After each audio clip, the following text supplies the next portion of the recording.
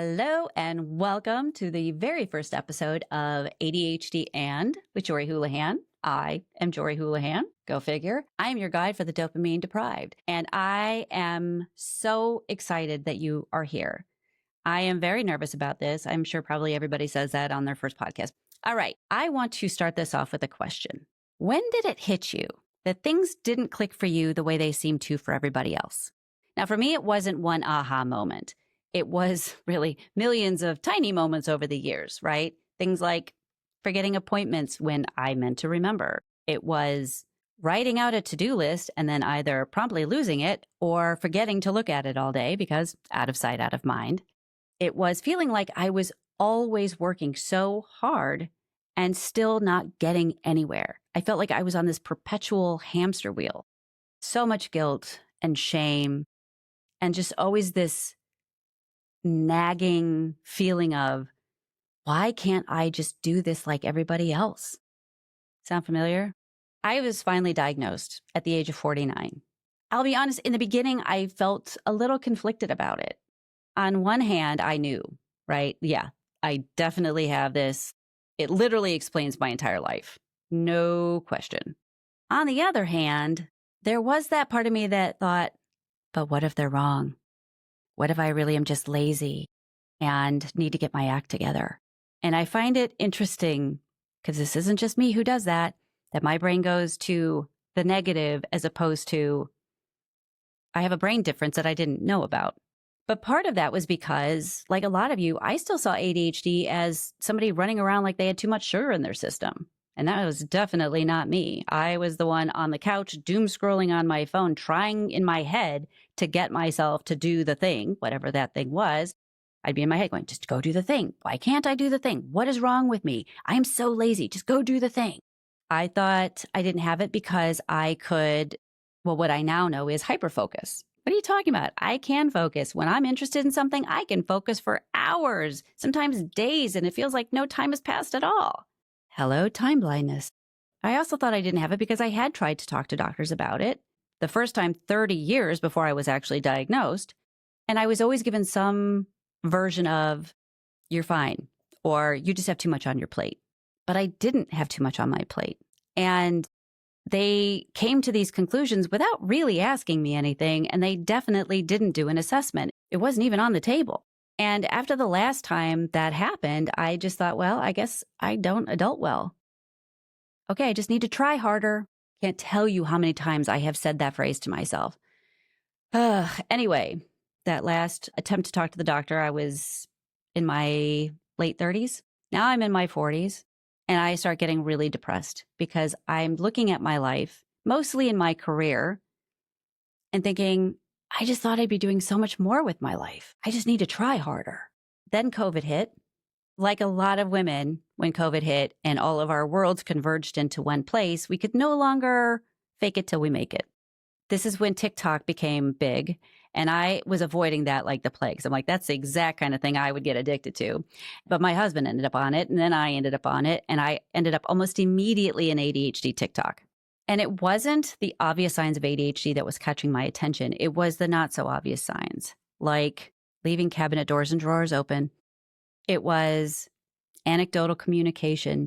It was that out of sight, out of mind is a big part of ADHD, and that included people.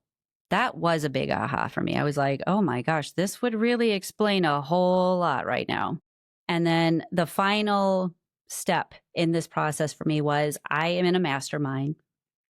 We will talk about masterminds when we talk about accountability. But in this mastermind, it's myself and two other women. And I don't know what I did, but at some point I said, oh, sorry, I think I might have ADHD, kind of half joking. And one of the women in the group stopped everything and said, actually, I think you do. And I think that's why you struggle so much. And I think you're always going to flounder until you get this figured out. The word flounder hit me so hard. I had had so many careers trying to make something work. I was always starting over something. When I get this new planner, it's going to change my life. It's going to get me so organized that I'm going to be accomplishing all these things, right?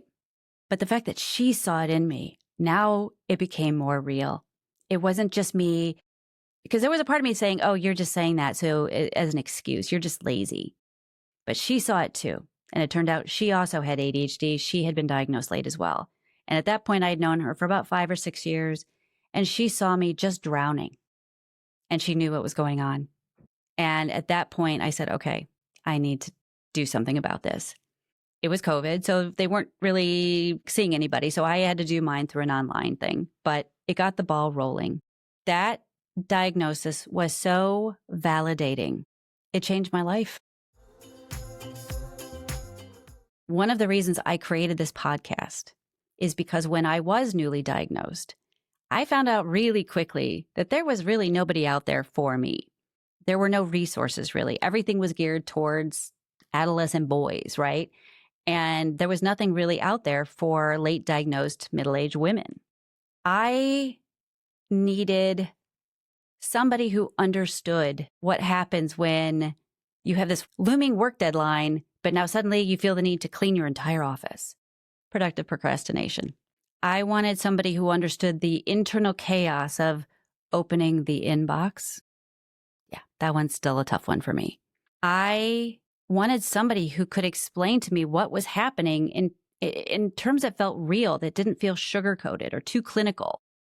Well, actually, I do like clinical. I'm kind of a nerd, but regardless, I just wanted somebody who was going to tell me what's what. I wanted language for what I was feeling and experiencing. And I wanted to stop feeling like I was the only one. This podcast is in part offering that to those of you who are wondering if you have it, who know you have it, but are finding yourself kind of stuck.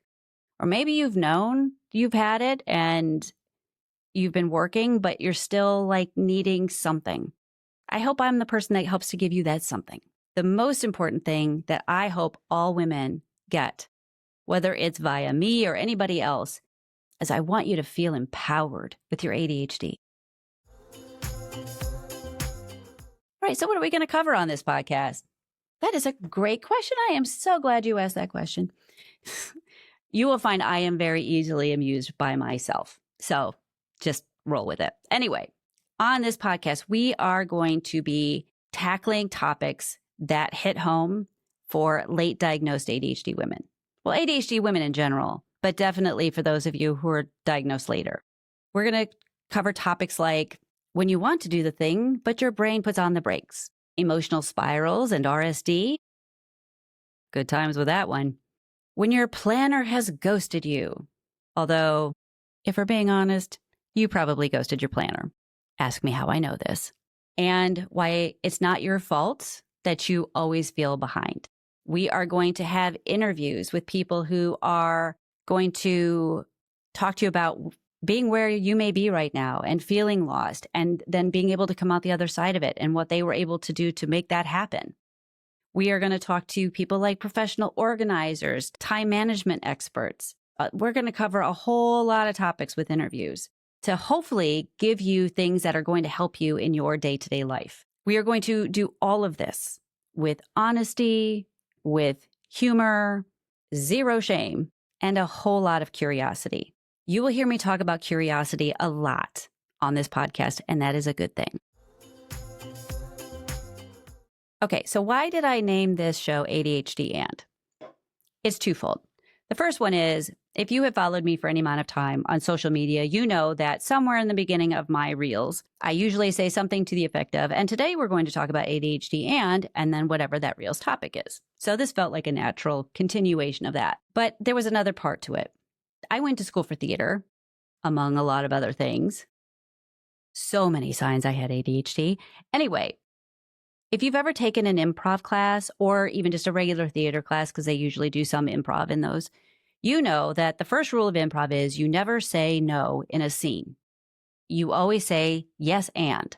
The reason you don't say no is because it cuts off your options. So if somebody comes up to you in a scene and says, is your hair made of broccoli? And you say, no. Well, where's that scene going to go? It's going to go nowhere fast. But if you say yes, and I hear it is delicious. Would you like to try some? See, way more interesting. I mean, this one's a little gross, but still, it's way more interesting. You have so many more options now. ADHD and is my yes and. Yes, I have ADHD, and some days I am a spicy disaster. Yes, I have ADHD and I am great in emergencies. It is about embracing all of it, the good, the bad, and the ugly. Because I hate to tell you this, your ADHD isn't going anywhere. And the sooner you learn to embrace it, the better off you're going to be. And what I'm really hoping for, as I've already said, is that you all will learn to feel empowered with it. Because when you feel empowered with your ADHD, when you understand better how your brain works so you can start to put better systems in place, so you can start to accomplish these things that you can't seem to do right now, you're unstoppable. That's what I want you to feel like. Because I will tell you, every single person with ADHD, whether you know it or not, you are fully capable. And you're not just capable, you are kick-ass. But you have to believe that. So I'm hoping that this podcast is going to help that part along. All right. So before we wrap up here, I want to leave you with this. If you have ever found yourself saying, I should have this figured out by now, or I know what to do, I just can't seem to do it, I really want you to hear this. It's not about knowing. We know all the things. Think about all the personal development courses you've taken, professional development courses you've taken, the self-help books you've read, and then done nothing with it, because most of those things were not designed with how your brain works. It's not about what your brain knows. It's about how your brain activates. And again, the tools that you've been given up until now were probably not designed for your brain. While the rest of the world was born with a PC brain, we were born with Macs. And having a Mac brain is not the problem. The problem is that we were given the PC manual to work with. So you are not broken. You've just been using the wrong owner's manual.